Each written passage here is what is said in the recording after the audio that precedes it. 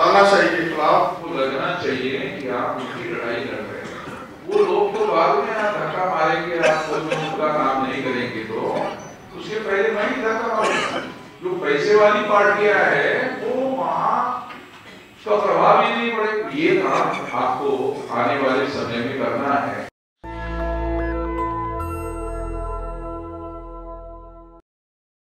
हमें खड़ा होना चाहिए।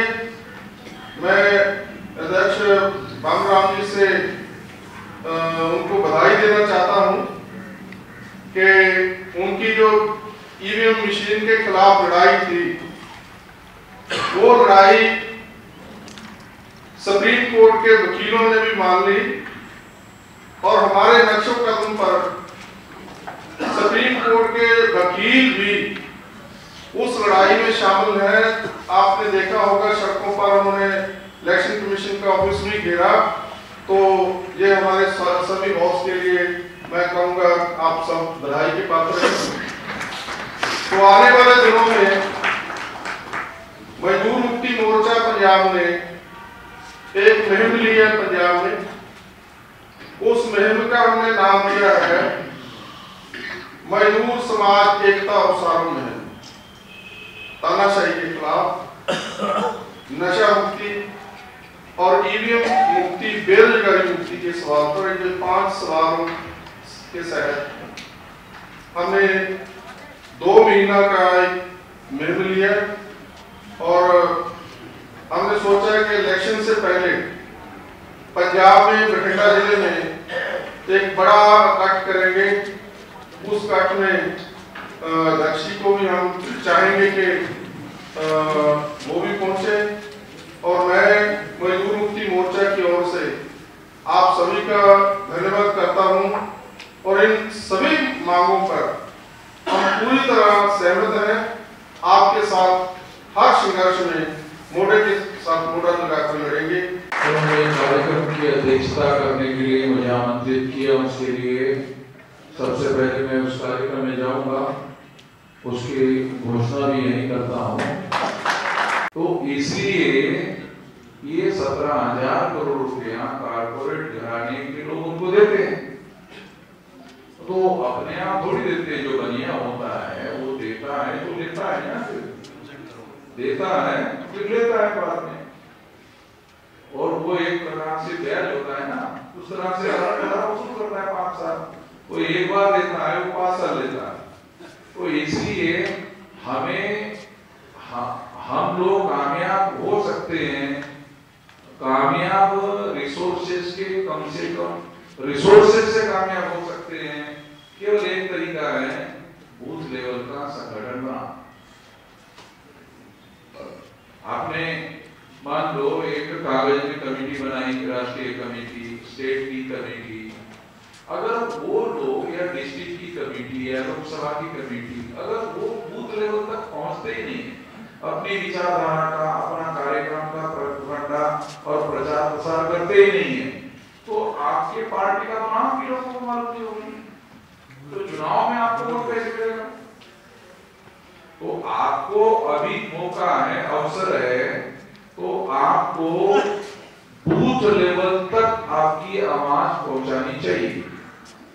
तो एक तो भौगोलिक नेटवर्किंग के तहत यूनिट यूनिट करो और सोशल नेटवर्किंग के तहत शेड्यूल कास्ट का, मोस्ट बैकवर्ड शेड्यूल कास्ट का, एक्सट्रीम बैकवर्ड शेड्यूल कास्ट का कमेटी बना। शेड्यूल ट्राइब अगर उस इलाके में रहता है उसकी, और मोस्ट बैकवर्ड शेड्यूल ट्राइब की, उसके बाद में ओबीसी, एमबीसी और माइनॉरिटी। अगर इस तरह की कमेटियां आप बनाते हो बूथ लेवल पर, तो वो जो कार्यकर्ता आप लोगों को भरभरा कर वोट डालेंगे वो तो पहले से ही तैयार रहेंगे। जो पैसे वाली पार्टियां हैं वो वहां का प्रभाव ही नहीं पड़ेगा कि अगर आपने बूथ लेवल का संगठन खड़ा कर दिया। बूथ लेवल का संगठन खड़ा करो, बूथ लेवल का अगर आपने संगठन खड़ा कर दिया, उसके बाद सोशल नेटवर्किंग बनाओ। शेड्यूल कास्ट के 3 ग्रुप बनाओ, schedule caste upper level, schedule caste middle level, schedule class extreme level मान लो 3 कमेटियां होगी, वो कमेटी के लोग अपने अपने सामाजिक समूहों में आपको वोट डलवाने का काम करेंगे, उसी तरह से शेड्यूल्ड ट्राइब के लोग करेंगे, उसी तरह से ओबीसी के लोग करेंगे। अगर आप इस तरह से करते हो तो वहां तो काम करने वाले लोग, मुझे याद है जब आप लोग गांव में चुनाव आता था तो प्रचार करते थे, तो पार्टी जो बाबा साहब अम्बेडकर की पार्टी के लोग लड़ते थे तो वो एक बार भी हमारे पास नहीं आते थे, अभी मीटिंग करते थे, अभी पैसा इकट्ठा करते थे, अभी पर्चा छपवाते थे, अभी प्रचार करते थे और वो एजेंट भी हमी बनते थे। सोशल बैकिंग के लिए इस तरह से सोशल बैकिंग का नेटवर्क अगर बूथ लेवल तक बना दिया जाता है तो पैसे की जरूरत नहीं पड़ेगी, वो तो गांव के लोग और बूथ लेवल पर काम करने वाले जो लोग हैं वही अरेंजमेंट कर देंगे। बशर्ते उनको लगना चाहिए कि आप उनकी लड़ाई लड़ रहे हैं। वो लोग तो बाद में धक्का मारेंगे आपको, जो उनका काम नहीं करेंगे तो उसके पहले मैं ही धक्का मारूंगा, क्योंकि हम तो किसी विजन के लिए काम कर रहे हैं, किसी को प्रमोट करने का हमारा मकसद नहीं है इंडिविजुअल लेवल। हम अपने समाज को, अपने महापुरुषों के विजन को और हमारे मुद्दों को प्रमोट कर रहे हैं, उन मुद्दों को लेकर लड़ना पड़ेगा। अगर ऐसा आप करोगे तो कोई भी क्षेत्र में लोग आपके समर्थक खड़े हो जाएंगे, आपके लिए लड़ने मरने के तैयार हो जाएंगे। तो ये काम आपको आने वाले समय में करना है। जो बात सैनी साहब ने कही है उसका हम सभी लोग समर्थन करते हैं, यात्रा को, उनके रैली को भी समर्थन करते हैं और सक्रिय रूप से समर्थन करने के लिए हमने हरियाणा के लोगों को निर्देश दिया है, मैं खुद भी जाऊंगा। इसी तरह से सारे देश भर में ये कार्यक्रम चलाए जाएंगे।